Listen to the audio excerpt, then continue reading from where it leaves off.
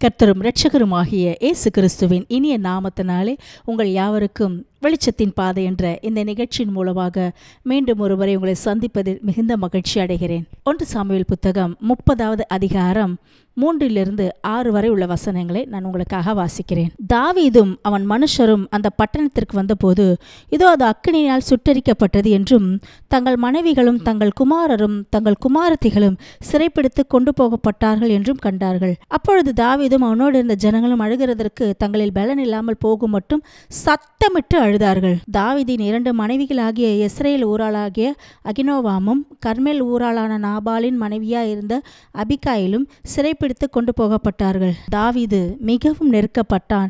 சகல ஜனங்களும் தங்கள் குமாரர் குமாரத்திகளின் நிமித்தம் மனக்லேசமானதினால் அவனை கல்லறிய வேண்டும் என்று சொல்லிக் கொண்டார்கள்.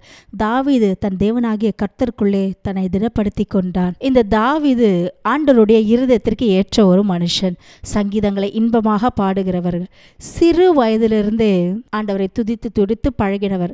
ஆடுகளை மேய்த்து கொண்டிருந்தாலும் அந்த இடத்துல ஆண்டவரை துதித்த மனுஷன். சாமுவேலினால் அபிஷேகம் பண்ணப்பட்டவர். சவுலினுடைய ஆர்மியில சேர்ந்து அவரிடத்துல கொஞ்ச நாள் தங்கியிருந்து அதுக்கு பிறகு வனாந்திரத்தில் சுற்றி சுற்றி சுற்றி அலைஞ்சு தேவனுக்காக பல சங்கீதங்களை எழுதியிருக்கிறாரு. ஒரு சூழ்நிலை வருது, படிப்படியாக ஆண்டவர் கொண்டு வந்து கடைசி அமலேக்கியர் அப்படின்ற ஒரு சவால் வருது அந்த இடத்துல அவருக்கு. அந்த அமலேக்கியர் தாவீது என்ன பண்ணுறாரு, அவர் குடும்பமாக இருக்கிறவங்கள மொத்தமாக வாரிட்டு போய் பிடிச்சிட்டு போயிடுறாங்க. ஃபுல்லாக சிறைப்பிடிச்சிட்டு போயிடுறாங்க. அவர் குடும்பத்தை பிடிச்சிட்டு போனது மட்டும் இல்லாமல் அவர் கூட இருந்த மனுஷங்களுடைய எல்லா ஃபேமிலியும் கொள்ளையடிச்சிட்டு போயிடுறாங்க. ஜனங்களோட இவர் பார்க்கும்பொழுது எல்லாம் சிறைப்பிடிச்சிட்டு போனோடனே எல்லாம் போய் பயங்கரமாக அழுகுறாங்க. ஐயோ எல்லாம் பிடிச்சிட்டு போயிட்டாங்களே, எல்லாம் பிடிச்சிட்டு போயிட்டாங்களேன்னு ஒரு பயங்கரமாக அழுகுறாரு. எல்லாரும் போல தான் தாவீதும் அழுகுறாரு. ஆனால் கூட இருந்தவங்களாம் என்ன பண்ணுறாங்க, இந்த வேதனை தாங்க முடியாமல் தாவீதை கல்லெறியணும்னு சொல்லிட்டு என்ன பண்ணுறாங்க, கல்லெடுத்து அடிக்க வர்றாங்க. தாவீது அந்த டைமில் ரொம்ப நெருக்கப்படுறாரு. நீங்கள் இப்படிப்பட்ட ஒரு சூழ்நிலையில் கடந்து போகிறீங்களா? உங்கள் கூட இருந்தவங்களே பிரச்சனை ரொம்ப அதிகமாகும்போது உங்களை விட்டு பின்வாங்கி போயிடுறாங்க. அது மட்டும் இல்லை, பின்வாங்கி போகிறவங்க சும்மா மட்டும் போல் உங்களை கேவலப்படுத்தி அவமானப்படுத்தி உங்களை சாகடிக்கிற மாதிரி கல்லடிக்கிற மாதிரி பேசிடுறாங்களா? அதனால் நீங்கள் ரொம்ப நெருக்கப்படுறீங்களா? அவங்களெல்லாம் தாவீது எந்த மாதிரி சூழ்நிலையில் எப்படிப்பட்டவங்களை அழைச்சாரு தெரியுமா?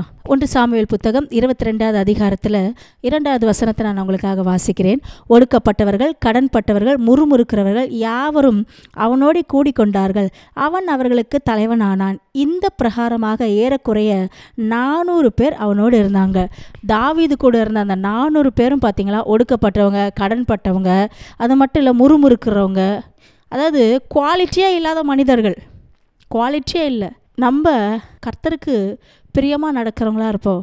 ஆனால் நம்ம சிலருக்கு இறக்கம் பாராட்டுவோம், பார்த்துருக்கீங்களா? அதில் தேவன் விரும்ப மாட்டார். ஆனாலும் நம்ம சுவிசேஷத்து நிமித்தம் ஆண்டவர் எல்லாரையும் என்ன பண்ண அன்பை வெளிப்படுத்தணுன்றதுக்காக நம்ம ஊழியத்திலே சரி, சிலரை கூட நம்ம வீட்டில் ஒதுக்கப்பட்டவங்களாம் கூப்பிட்டு நம்ம தங்க வச்சிருக்கிறதுலாம் உண்டு. நான் இப்படிப்பட்ட அனுபவத்தில் கடந்து போயிருக்கிறேன். அவங்களுக்கு எப்படி சொல்கிறதுனா, ரொம்ப அன்பாக அவங்கள நேசித்து பழகுவேன். எல்லாம் அவங்களுக்கு என்னென்ன தேவையோ எல்லாமே நான் வாங்கி கொடுப்பேன். கொஞ்ச நாள் ஆன உடனே அழகாக பிரிஞ்சு போயிடுவாங்க. எனக்கு பல நாள் இதோட அர்த்தம் தெரியாது. பிரிஞ்சு போனது இல்லாமல் நம்ம கூடவே இருந்துக்கிட்டு நம்மளை முறுமுறுத்துட்டே இருப்பாங்க. பின்னாடி இருக்கவங்ககிட்ட போய் நம்மளை பற்றி பேசுவாங்க. இது நமக்கு தெரிய வராது. ஆனால் தேவன் அதை பார்த்துட்டே இருப்பார். ஒரு பீரியட் வந்ததுக்கப்புறம் அவங்களுக்கு பிரச்சனை, வசனத்தின் நிமித்தம் உபத்திரவமும் துன்பமும் வந்ததுக்கப்புறம் என்ன பண்ணுவாங்க, இடரல் அடைஞ்சிருவாங்க. ஆனால் தாவீதை போல் நான் பல நேரத்தில் அப்படி முடங்கி கிடந்த நாட்கள்லாம் இருக்குது. கல்லெறிகிற மாதிரி பேசுவாங்க. அவங்கள மினிஸ்ட்ரிக்கு கூட்டிகிட்டு போவேன். ஒரு 2-3 இடத்துக்கு தான் கூட்டிகிட்டு போவேன். அடுத்த இடத்துல பார்த்தீங்கன்னா அவங்க தன்னை அப்படியே காலர் அப்படியே உயர்த்தி ரொம்ப ப்ரைடாக பேசுவாங்க. நான் பார்த்துட்டு அப்படியே அமைதியாக இருப்பேன். நான் ஒன்றுமே நினைக்க மாட்டேன். அப்பா கர்த்தாவே உங்களை யூஸ் பண்ணுறீங்களே, உமக்கு ஸ்தோத்திரம் ஆண்டவரே, இப்படி தான் நினச்சிட்ருக்கேன். இப்படி அவங்க பேசுகிறதும் இல்லாமல் பின்னாடி என்னை பற்றி போய் தப்பாக வேறு சொல்லுவாங்க. அவங்க இப்படி, அவங்களுக்கு கொஞ்சம் ப்ரைடு, அவங்களுக்கு ரொம்ப ப்ரைடு ஜாஸ்தி, அந்த சிஸ்டர் ரொம்ப பந்தா காட்டுறாங்க. எனக்கு இதை கேட்கும்போது சிரிப்பு வரும். ஆண்டவரே, இவங்களை நான் ஊழியத்துக்கு யூஸ் பண்ணது முன்னாடி இவங்களை யாருக்குமே தெரியாத ஆண்டவரே, ஒரு மூலையில் முடங்கி போய் கிடந்தாங்க, ஒரு உதவியாக இருக்கட்டும், எப்படி அவங்களும் ஊழியத்தில் எழுமணுமேனு நான் உதவி செய்ய கூப்பிட்டேன். கடைசியில் இவங்க என்னை இப்படி தவறாக பேசுகிறாங்களா ஆண்டவர்கிட்ட பல தடவை நான் அழுதுருக்கிறேன். ஏன்னா அவங்க பாருங்கள், முறுமுறுக்கிறவங்களா இருந்திருப்பாங்க, கடன்பட்டவங்களா இருப்பாங்க.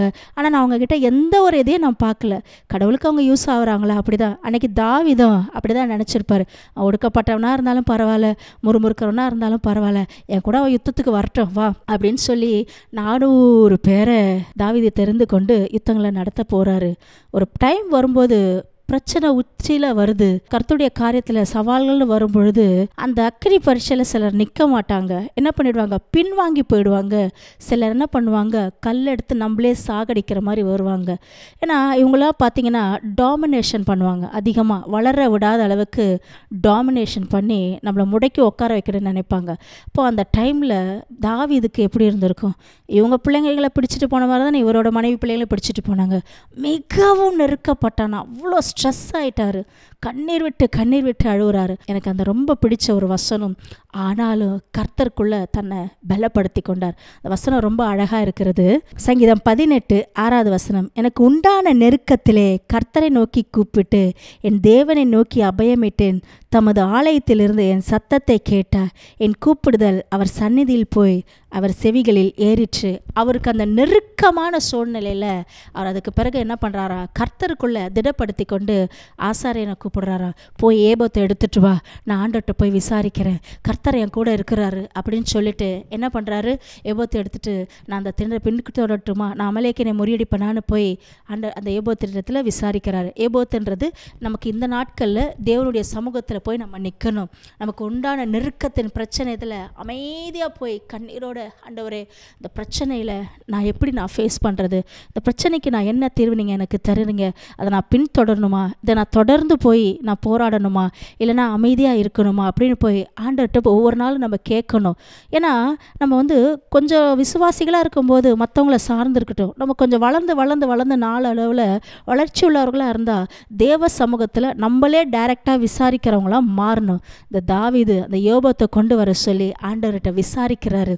ஆண்டவர் நீ போ, சகலத்தையும் திருப்பிக் கொள்வாய் அப்படின்னு சொல்கிறாரு. அந்த நெருக்கமான சூழ்நிலையில் ஆண்டவரை அவர் முறுமுறுக்கலை, அந்த கூட இருந்த மனிதர்களைப் போல முறுமுறுக்காமல் கர்த்தருக்குள்ளே தன்னை திடப்படுத்திட்டு, ஐயோ ஆண்டவரே நான் இந்த சூழ்நிலை என்ன செய்கிறதுன்னு போய் கேட்கும்பொழுது கர்த்தர் சொன்னார், சகலத்தையும் நீ திருப்பிக் கொள்வார். அதே போல் நீங்களும் சகலத்தையும் இந்த நாட்களில் நீங்கள் திருப்பிக் கொள்ளுவீங்க. நீங்கள் எங்கே என்னென்னலாம் இழந்துட்டீங்க, பிசாசு உங்ககிட்ட இருந்து என்னென்னலாம் திருடிட்டு போயிட்டான், உங்கள் சந்தோஷத்தை திருடிட்டு போயிட்டானா, உங்கள் சமாதானத்தை திருடிட்டு போயிட்டானா, உங்களுக்குரிய காரியங்கள், உங்களுக்கு வர வேண்டிய நன்மைகளை திருடிட்டு போய் வச்சிருக்கிறானா. ஆனால் ஆண்டவர் சொல்கிறாரு, நீ பயப்படாத, நீ சமூகத்தில் காத்திருந்தல, நீ சகலத்தையும் திருப்பிக் கொள்வாய் மகனே மகளே, நீ பொறுமையாக இரு, கண்டிப்பாக அது நிச்சயமாக உன்கிட்ட திரும்ப வரும். ஹல்லேலூயா. அடுத்த ஒரு நபர் யார் போராட்டத்தின் மத்தியில் சாட்சியாக இருந்திருக்காங்க அப்படின்னு பார்த்தோமானால், அப்போஸ்தலர் நடபடிகள் 16வது அதிகாரம் 16, 17, 18 வசனங்களை நான் உங்களுக்காக வாசிக்க விரும்புகிறேன். நாங்கள் ஜெபம் பண்ணுகிற இடத்துக்கு போகையில் குறி சொல்லுகிற ஏவுகிற ஆவியை கொண்டிருந்த, குறி சொல்லுகிறதுனால் தன் எஜமான்களுக்கு மிகுந்த ஆதாயத்தை உண்டாக்கின ஒரு பெண் எங்களுக்கு எதிர்பட்டாள். அவள் பவுலையும் எங்களையும் பின்தொடர்ந்து வந்து, இந்த மனுஷர் உன்னதமான தேவனுடைய ஊழியக்காரர், ரட்சிப்பின் வழியை நமக்கு அறிவிக்கிறவர்கள் என்று சத்தமிட்டாள். இப்படி அநேக நாள் செய்து கொண்டு வந்தாள். பவுல் சினம் கொண்டு திரும்பி பார்த்து, நீ இவளை விட்டு புறப்படும்படி இயேசு கிறிஸ்துவின் நாமத்தினாலே உனக்கு கட்டளையிடுகிறேன் என்று அந்த ஆவியுடனே சொன்னாள். அந்நேரமே அது புறப்பட்டு போயிற்று. அவளுடைய எஜமான்கள் தங்கள் ஆதாயத்துக்கு நம்பிக்கை அற்று போயிற்றென்று கண்டு பவுலையும் சீலாவையும் பிடித்து சந்தை வெளியில் உள்ள அதிகாரிகளிடத்தில் இழுத்து கொண்டு போனார்கள். அவர்களை அதிகாரிகளிடத்தில் ஒப்புவித்து, யூதர்களாகிய அந்த மனுஷர் நம்முடைய பட்டணத்தில் கலகம் பண்ணி ரோமராகிய நாம் ஏற்றுக்கொள்ளவும் அனுசரிக்கவும் தகாத முறைமைகளை போதிக்கிறார்கள் என்றார்கள். அப்பொழுது ஜனங்கள் கூட்டம் கூடி அவர்களுக்கு விரோதமாய் எழும்பினார்கள். அதிகாரிகள் அவர்கள் வஸ்திரங்களை கிழித்து போடவும் அவர்களை அடிக்கவும் சொல்லி அவர்களை அநேக அடித்த பின்பு சிறைச்சாலையிலே வைத்து அவர்களை பத்திரமாய் காக்கும்படி சிறைச்சாலைக்காரனுக்கு கட்டளையிட்டார்கள். நம்ம வாசித்த இந்த வசனத்தை பார்த்தீங்கன்னா, குறி சொல்கிற ஆவி உள்ள அவங்க ஜெபம் பண்ண ஒரு இடத்துக்கு போகிறாங்க. அடிக்கடி குறி சொல்கிற ஒரு ஆவி உள்ள ஒரு பெண் பார்த்தீங்கன்னா, இந்த மனிதர்கள் முன்னாடி உன்னதமான தேவனுடைய குமாரனே அப்படின்னு புகழ்ந்து சொல்லுது. பவுல் ஆவியில் சினம் கொண்டு என்ன பண்ணுறாரு, அந்த ஆவியை அதட்டுறார். பொல்லாத பிசாசு, இயேசுவின் நாமத்தினால போ இவளை விட்டு அப்படின்னு சொல்கிறார். ஒரு வார்த்தை சொன்னதுக்கு அப்புறம் அந்த ஆவி அவளை விட்டு போயிடுச்சு. அந்த ஆவி போன உடனே அதை ஒரு தொழிலாக வச்சு அவளுடைய எஜமான்களை என்ன பண்ணாங்க, ஐயோ நம்மளோட தொழில் அற்று போகிற மாதிரி இந்த மனுஷன் பண்ணிட்டாருன்னு சொல்லிட்டு அவர் மேலே பொறாமை கொண்டு பட்டணத்தில் இழுத்துட்டு வந்து அவங்கள அடித்து காயப்படுத்தி போய் சிறைச்சாலையில் போட்டுடுறாங்க. கர்த்தருடைய நாமத்துக்காக பக்தி வைராகியமாக இருந்த பவுலும் சீலாவோ அடிக்கப்பட்டாங்க. அவங்க என்ன தப்பு பண்ணாங்க? ஒரு தப்பும் பண்ணல. ஆனாலும் என்ன பண்ணாங்க, குறி சொல்கிற ஆவி பெருமையாக பேசிச்சு. அநேகர் நம்மளை கொஞ்சம் பெருமையாக பேசினோடனே நம்ம யோசிக்கணும், ஆஹா இது ஒரு பொல்லாத ஆவி இல்லையா? வசனம் அப்படி தான் சொல்லுது. உங்களை புகழ்ச்சியாக அதிகமாக பேசுனாங்களா, உங்களுக்கு என்ன ஐயோ அப்படின்னு வசனம் இருக்குது இல்லையா? பவுல் அது ஒரு பெரிய விஷயமா நினைக்கல. உன்னதமான தேவனுடைய குமாரன்னு சொன்னதுனால அவர் பெரிய விஷயமா நினைக்கல. அப்பாலப்போ சாத்தானை இயேசுவின் நாமத்தில் கடிஞ்சு கொண்டது நிமித்தம் உபத்திரவப்பட்டார். போராட்டம் வந்துடுச்சு. அவர் போய் சிறைச்சாலையில் 2 பேரையும் அடித்து காயப்படுத்தி சட்டையை கிழிச்சு அதை தொழு மரத்தில் மாட்டி வச்சாங்களாம். அது ரொம்ப பயங்கரமான ஒரு பனிஷ்மெண்ட். இருட்டாக இருக்கும், லைட் இருக்காது. தொழு மரம்னா இப்படி கட்டப்பட்ட கைகள் கால்கள் கட்டப்பட்டு இப்படியே தொங்கிட்டே இருக்கணும். அப்படி இது இருக்கிற ஒரு சூழ்நிலை தான். ஆனால் அப்படிப்பட்ட ஒரு சூழ்நிலையில் அவளுக்கு ஒரு நம்பிக்கை இருந்தது. அவங்க 2 பேரும் என்ன பண்ணாங்கன்னா, அன்று ராத்திரியில் பவுலோ சீலாவோ 2 பேரும் கர்த்தரை நோக்கி துதித்து பாட்டு பாடுறாங்களாம். நம்மளால் இந்த நாட்கள் அது முடியுமா? நம்ம பிரசங்கமும் கூட நான் பண்ணிடுறேன், நம்ம ஈஸியாக சொல்லிட்டு வந்துடலாம். ப்ராக்டிக்கலாக நம்ம லைஃப்பில் அதை அனுமதிக்கும் போது அந்த சூழ்நிலையில் கடந்து போகும்பொழுது நம்ம பவுல் சீலாவை போல் நம்ம ஒரே நீர் நல்லவர் ஏசப்பா அவங்க நாமத்தினால அற்புதங்கள் நடக்குதுன்னு நம்மளால் பாட்டு பாட முடியுமா? ரொம்ப கஷ்டம். ஆனால் அந்த நாட்களில் பவுல் அந்த மாதிரி செய்திருக்கிறார். அந்த போராட்டத்தின் மத்தியில் ரத்தம் சொட்ட சொட்ட சொட்ட கைகளை கால்களும் முடங்கி இருக்கு. அதில் ஆண்டவரை ஒரு கேள்வி கேட்கல. அவர் தன்னை திடப்படுத்தி கொண்டு 2 பேரும் சேர்ந்து துதிக்க ஆரம்பித்தாங்க. அந்த துதிக்கிறதுடைய அந்த பலன் அடுத்து என்ன பதில் வந்திருக்குன்னு பாருங்க. சடுதியிலே சிறைச்சாலையின் அஸ்திபாரங்கள் அசையும்படியாக பூமி மிகவும் அதிர்ந்தது.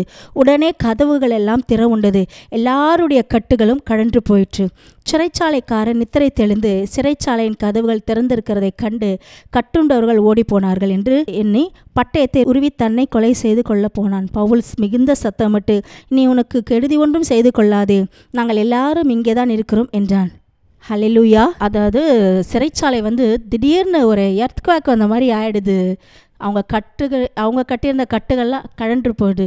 கொஞ்சம் நீங்கள் யோசிச்சு பாருங்கள், எப்படி அது அதிர்ச்சியாக இருந்திருக்கும், கட்டு எப்படி அளந்திருக்கும். தேவன் செய்ய வல்லவர். ஹல்லேலூயா. அந்த கட்டு அழுந்த உடனே சிறைச்சாலைக்காரன் பயந்துட்டாங்க, இவங்க ஏதோ தப்பிச்சு போகிறாங்கன்னு சொல்லிட்டு அவரே பண்ணார், நம்ம தற்கொலை பண்ணிக்கலாம், ராஜாவுக்கு தெரிஞ்சா ஜனங்களுக்கு தெரிஞ்சா அவ்வளோதான் சொல்லி தற்கொலை பண்ணிக்க போயிட்டாரு. ஆனாலும் பவுல் சொல்கிறாரு சிறைச்சாலைக்காரனை, நீ உனக்கு ஒன்றும் கெடுதி செய்யாத, நாங்கள் இங்கே தான் இருக்கிறோம் அப்படின்னு சொன்னோன்னே இந்த சிறைச்சாலைக்காரன் போய் கேட்குறான், எப்படியா என்னையா நடந்துச்சு? உங்களை 2 பேரையும் கட்டி போட்டு வச்சுருந்தோமே, என்ன இங்கே நடந்தது? அதுக்கு பிறகு ஆண்டவராக இயேசு கிறிஸ்துவை குறித்து அவங்கக்கிட்ட அவர் விளக்கி சொல்கிறாரு. அவரோட ரட்சிப்பை குறித்து, அவருடைய பாடு மரணத்தை குறித்து அந்த சிறைச்சாலைக்காரனுக்கு அவர் சொல்கிறாரு. அவர் சொன்ன உடனே அந்த சிறைச்சாலைக்காரன் கேட்குறாரு, ரட்சிக்கப்படுறதுக்கு நாங்கள் என்ன செய்யணும்? அந்த வசனம் ரொம்ப அழகாக இருக்கும். 30வது வசனம், அவர்களை வெளியே அழைத்து ஆண்டவர் மாறே ரட்சிக்கப்படுவதற்கு நாங்கள் என்ன செய்ய வேண்டும் என்றார். 31வது வசனத்தில் அழகாக சொல்லப்பட்டிருக்கு. அவங்க 30வது வசனத்தில் கேட்குறாங்க, ரட்சிக்கப்படுறதுக்கு நாங்கள் என்ன செய்யணும் அப்படின்ட்டு. அதுக்கு பவுல் சொல்கிறாரு, கர்த்தராக இயேசு கிறிஸ்துவை விசுவாசி, அப்பொழுது நீயும் உன் வீட்டாரும் ரட்சிக்கப்படுவீர்கள். ஹல்லேலூயா. இப்படிப்பட்ட ஒரு பாடுகள் மத்தியில், ஏன்னா ஒரு ரட்சிப்புன்றது ஆண்டவர்கிட்ட இருந்து வருகிறது ஒரு பயங்கரமான ஒரு விலையேற பெற்ற ஒரு பரிசு. எல்லாரும் அந்த ரட்சிக்கப்பட்டுட்டாங்க அப்படின்னு நம்ம சொல்ல முடியாது. ரட்சிப்புனா என்ன நினச்சிட்டு இருக்காங்க, ஞானஸ்தானம் எடுத்துடுறோம், சபைக்கு போயிடுறோம், அவ்வளோதான், அதுதான் ரட்சிப்பு. கிடையவே கிடையாது. ரட்சிப்புன்றது பாவத்திலேருந்து ஒரு விடுதலை, மன்னிப்பு கிடையாது, விடுதலை. ஒருத்தங்க ஒரு முறை விடுதலை ஆயிட்டாங்கன்னா திரும்ப சிறைச்சாலைக்குள்ளே போவாங்களா? போக மாட்டாங்களே. அது போல தான் பாவத்திலேருந்து ஒருத்தங்களை மன்னிச்சிட்டு ஆண்டவர் பரிசுத்தமான ஒரு சந்ததியோடு அவருடைய பிள்ளைகளாக தெரிந்து கொள்கிறாருன்னா திரும்ப அந்த பாவ வாழ்க்கைக்கு போகக்கூடாது. இந்த சிறைச்சாலைக்காரனுடைய குடும்பம் பாருங்கள், அவங்க குடும்ப வீட்டார் எல்லாரும் என்ன பண்ணுறாங்களா? ரட்சிக்கப்படுறாங்களா? அப்போ அந்த குடும்பமாக ரட்சிக்கப்படுறதுக்கு இந்த பவுலும் சீலாவும் என்ன பண்ணுறான்? ஒரு சிறைச்சாலைக்காரன் குடும்பமாக ரட்சிக்கப்படுறதுக்கு பவுலும் சீலாவும் அடிக்கப்படுறாங்க, ரத்தம் சிந்துறாங்க, சட்டையை கிழிக்கிறாங்க, இருட்டுற உட்காந்துருக்காங்க, தொழு மரத்தில் மாட்டியிருக்காங்க. இன்றைக்கு உங்கள் குடும்பமாக நீங்கள் ரட்சிக்கப்படணும் இதுதான் ஆண்டவருடைய திட்டம். ஆண்டவருடைய வருகை மிகவும் சமீபமாக இருக்குது. இப்போ நீங்கள் குடும்பமாக வந்து ஆண்டவருடைய ஆலயத்தில் ஆராதிக்கணுன்றது ஆண்டவருடைய திட்டம். அதனால் பல வருஷமாக நீங்கள் அடிக்கப்படுறீங்க, ரத்தம் சிந்துறீங்க, கண்ணீர் சிந்துறீங்க, ஜெபிச்சுக்கிட்டே இருக்கிறீங்க, போராட்டத்தின் மத்தியில் இருக்கிறீங்க. ஒருவேளை குடிகார புருஷனாக இருக்கலாம், வந்து வீட்டில் வாந்தி எடுக்கலாம். எனக்கு தெரிஞ்சு ஒரு சாட்சியை நான் கேட்டிருக்கேன், ஒரு சகோதரியுடைய சாட்சியை. அவங்க கணவர் ஒரு பயங்கரமான ஒரு மந்திரவாதி. அவரு நிறைய பில்லி சூனியம் பண்ணுவாங்க. பயங்கர பக்தி வைராகி அவரு அந்நிய தெய்வத்தின் மேலே. அவர் என்ன பண்ணாராம், இவங்க ஜபிக்கிறது பைபிள் படிக்கிறத பார்த்துட்டு வேணும்னே ஃபுல்லாக குடிச்சிட்டு வந்து வாமிட் பண்ணி அது பக்கத்தில் உட்காந்து சாப்பிட சொல்லுவாராம். எப்படி அருவருப்பாக இருக்கும் பாருங்கள். இப்படி பல வருஷம் ஆச்சு. ஒரு நாள் தேவன் அந்த மனுஷனை சந்தித்தார். அவர் ஒரு ஊழியக்காரராக மாற்றப்பட்டார். குடும்பமாக அவங்க ஊழியம் செய்கிறாங்க. அதை கேட்கும் பொழுது, ஏன்னா பாடுகள் இல்லாமல் ஒரு நன்மையை நம்ம ஆண்டவர்கிட்ட வாங்க முடியாது. அநேகர் சொல்கிறாங்க, இவ்வளோ வருஷம் ஜெபம் பண்ணி பார்த்தோம், இந்த புருஷன் ரட்சிக்கப்படுற மாதிரியே தெரியல. ரட்சிக்கப்படுவார். உங்கள் ஜெபம் இன்னும் பத்தலை, உங்களோட அர்ப்பணிப்பு இன்னும் ஆண்டவர் சமூகத்தில் போதுமானதாக இல்லை, உங்களுடைய தியாகம் இன்னும் அதிகமாகணும். ரத்தம் சிந்துற அளவுக்கு, அதாவது இருதயத்தை ஊற்றி எப்படி அன்னாள் ஜெபிச்சாங்க, அந்த மாதிரி இருதயத்தை ஊற்றி நீங்கள் ஜெபம் பண்ணணும். ஆண்டவர் இந்த மனுஷன் மாறலை, இந்த நபர்கள் மாற மாட்டுறாங்க, இவங்க எப்பவுமே நமக்கு விரோதமாக இருக்காங்க, இவங்களெல்லாம் ரட்சிக்கப்படணும், அவங்க எப்பவுமே எங்களுக்கு விரோதமாக பில்லி சூனியம் பண்ணிகிட்டே இருக்கிறாங்க, இதனால் நாங்கள் கஷ்டப்படுறோம், எங்களுக்கு வருது வீட்டில் ஒன்றும் நிற்க மாட்டேது. அவங்களுக்காக மனம் திரும்பி அழுகணும், அழுது ஆண்டவர்கிட்ட கேட்டு ஜெபிக்கணும். ஒரு நாள் அவங்க மனம் திரும்புவாங்க. உங்கள் ஜெபங்கள் வீணாய் போய்விடாது. ஹல்லேலூயா. ஒரு தாவீது அவங்க குடும்பமாக சிறைப்பிடிச்சிட்டு போகும்பொழுது கர்த்தருக்குள்ள தன்னை பலப்படுத்தி கொண்டான். சகலத்தையும் தாவீது திருப்பி கொண்டான். பவுலு சீலாவோ நடு ராத்திரியில் சிறைச்சாலையில் அந்த இருட்டறையில் துதிச்சு ரத்த சிந்த துதிச்சு அந்த சிறைச்சாலைக்காரனுடைய அந்த முழு குடும்பமும் அதன் மூலமாக ரட்சிக்கப்பட்டாங்க. இன்றைக்கு இந்த வசனத்தை கேட்டுக்கொண்டிருக்க உங்கள் வாழ்க்கையிலும் கர்த்தர் பெரிய காரியங்களை செய்ய போகிறார். ரட்சிப்பை அநேகருக்கு, உங்கள் குடும்பத்தில் இருக்கிற நிறைய பேருக்கு ரட்சிப்பை கர்த்தர் கட்டளையிட போகிறார். உங்களுக்காக நான் ஜெபிக்க விரும்புகிறேன். நம் கண்களை மூடி ஜெபிக்கலாமா? எங்கள் அன்பின் பரலோக பிதாவே, அப்பா, இந்த வேளையில கூட ஆண்டவரே, பாடுகளின் மத்தியில் அப்பா எங்களுக்கு ஒரே ஒரு நம்பிக்கை, எங்கள் ஆண்டவர் எங்கள் ஜெபத்தை கேட்கிறவர் என்று. ஆண்டவரே, நாங்கள் தாவீதை குறித்து வாசித்தோம். எல்லாம் சிறைப்பட்டு போன சூழ்நிலையிலும், நம்பிக்கை இல்லாத ஒரு சூழ்நிலையில் அவர் உங்களை நம்பினார். ஆண்டவரே, கர்த்தருக்குள்ளே திடப்படுத்திக்கிட்டார். ஆண்டவரே, திடப்படுத்தி கொண்டதும் இல்லாமல் அப்பா அந்த ஒரு பயங்கரமான சூழ்நிலையில் நீங்கள் அவரிடத்துல பேசுனீங்க, சகலத்தையும் திருப்பி கொள்வா என்று. ஆண்டவரே, சகலத்தையும் எங்கள் ஜனங்கள் திருப்பி கொள்ள வேண்டும். ஆண்டவரே, எதெல்லாம் உம்முடைய நாமத்தின் நிமித்தம் உம்முடைய ராஜ்யத்துக்காக இழந்து போய் கொண்டு பிசாசு திருடி கொண்டு போய் கொள்ளையடிச்சிட்டு இருக்கிறானோ, இயேசுவின் நாமத்தினால ஆண்டவரே எல்லாம் அவர்கள் சகலத்தை திருப்பி கொள்வார்களாக. வீடுகளை இழந்தவர்களுக்கு வீடுகள் கிடைக்கட்டும். ஆண்டவரே, குடும்பத்தில் சமாதானத்தை இழந்தவர்களுக்கு சமாதானம் கிடைக்கட்டும் இயேசுவின் நாமத்தினாலே. பிரிந்த குடும்பங்கள் இயேசுவின் நாமத்தினாலே ஒன்று சேர்ந்து வாழ்வார்களாக. ஆண்டவரே, பிசாசு பிரிக்க நினைக்கிறவன் என் தேவன் இணைக்கிறவர். ஆண்டவரே, திரும்ப குடும்ப வாழ்க்கைகள் கட்டப்படட்டும் இயேசுவின் நாமத்தினால. அது மாற்றமில்லை ஆண்டவரே, பெற்றோரை விட்டு பிரிந்து போன பிள்ளைகள், ரட்சிக்கப்படாமல் முரட்டாட்டமாக இருக்கிற பிள்ளைகள், ஆண்டவரே, போதை பழக்கத்துக்கு குடிக்க அடிமையாக இருக்கிற பிள்ளைகள், ஆண்டவரே, தாய் தகப்பனார் விசுவாசிகளாக இருப்பாங்க, ஆனால் பிள்ளைங்க முரட்டாட்டமாக விசுவாசமாக இருந்து பாவத்தில் இருந்தாலும் ஏசப்பா அவங்களுடைய ஜபத்தை கேட்டு பிசாசு திருடி வைத்திருக்கிற அந்த ஆத்துமாக்களை இயேசுவின் நாமத்தினால நாங்கள் இந்த வேளையில் ஆண்டவரே நாங்கள் ரிலீஸ் பண்ணுறோம். ஓ ஹல்லேலூயா. இயேசுவின் நாமத்தினால் அவர் திரும்ப வருவானாக, ரட்சிக்கப்படுவாராக. எப்படி அந்த சிறைச்சாலைக்காரனுடைய குடும்பமோ இயேசு கிறிஸ்துவை விசுவாசித்து ரட்சித்தது உண்மையானால், முழு குடும்பம் உங்களை ஏற்றுக்கொண்டு அவங்களுக்கு ரட்சிப்பை நீர் கொடுத்தது உண்மையானால், இன்றைக்கு அநேக குடும்பங்களில் ரட்சிப்பின் வழியை கர்த்தர் கட்டளையிடும்படி ஜெபிக்கிறேன். எந்தெந்த சகோதர சகோதரிகள் ஆண்டவரே குடும்பங்களில் சமாதானம் வேண்டும், குடும்பங்களில் பிரிவினைகள் இருக்கக்கூடாது, போராட்டம், இத்தனை வருஷம் போராட்டம், நாங்கள் ரத்தம் சிந்திட்டு இருக்கிறோம் ஆண்டவரே, நம்பிக்கை இல்லாமல் இருக்கிறவங்களுக்கு கர்த்தாவே இந்த வருட முடிவுக்குள்ள ஒரு நம்பிக்கை கர்த்தர் கட்டளை இட்டு அந்த போராட்டங்களுக்கெல்லாம் ஒரு முற்றுப்புள்ளியை வைக்கும்படி நான் ஜெபிக்கிறேன். கர்த்தர் இதன் மூலம் உடைய நாமத்தை மகிமைப்படுத்துவீராக, பெரிய காரியங்களை செய்து சாட்சியாய் நிறுத்துவீராக. மீட்பர் இயேசு கிறிஸ்துவின் மூலம் ஜெபத்தை ஏறெடுக்கிறோம் எங்கள் நல்ல பிதாவே, ஆமென்.